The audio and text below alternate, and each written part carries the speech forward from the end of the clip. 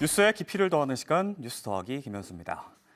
지난 6일 고용노동부가 근로시간 제도 개편안을 발표했습니다. 한 주에 최대 69시간까지도 일할 수 있는 내용이 담기면서 일명 주 69시간 근무제라고도 불리고 있는데요. 경영계에선 대체로 개편안에 환영하는 분위기였지만 야당을 중심으로 한 정치권과 노동계에선 반발이 거셌습니다. 더불어민주당에선 퇴행적 반역사적 방침이다. 정의당은 법적으로 정해진 연차도 쓰지 못하는 현실에서 개편안은 그림의 떡이다. 또 민주노총에서는 한 해 500여 명의 노동자가 과로사로 생을 마감한다면서 장시간 집중 노동을 제도화하겠다는 것이라고 규탄 성명을 냈는데요. 반발이 거세지자 어제 윤석열 대통령은 근로시간 제도 개편안을 재검토하라고 지시했습니다. 그런데 이 과정에서 특히 MZ세대 의견을 면밀히 청취할 것을 요청했다는 게 알려지면서 다시 논란이 일었습니다. MZ세대라는 말로 노동자를 갈라치게 한다는 주장인데요. 실제로 윤석열 정부는 지난해부터 MZ세대를 자주 언급하면서 의식하는 모습 보여줬고요.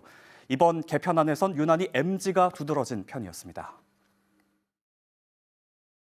요새 MZ세대들은 뭐 부회장 나와라, 회장 나와라, 뭐 성과급이 무슨 근거로 이렇게 됐냐라고 해서 권리의식이 굉장히 뛰어나다. 과거에 이제 우리 같은 나이 많은 기성세대들하고는 달리 저는 그래서 적극적인 그 권리의식이 이 법을 실효성 있게 하는데 크게 도움이 될 것이다. 지난 9일 청년들이 주축인 새로 고침 노동자 협의회에서도 논평을 냈습니다. 국제사회 노동 기준에 부합하지 않는다면서 정부의 개편을 반대했는데요. 이른바 MZ 노동조합으로도 불리는 이들은 정부의 제도 개편 재검토는 환영하지만 노동은 MZ 세대만의 일이 아니라고 강조했습니다. 저희 스스로 일단은 뭐 MZ세대라고 한정은 없지만 흔히들 말하는 뭐 키워드 때문에 그런 것 같아요.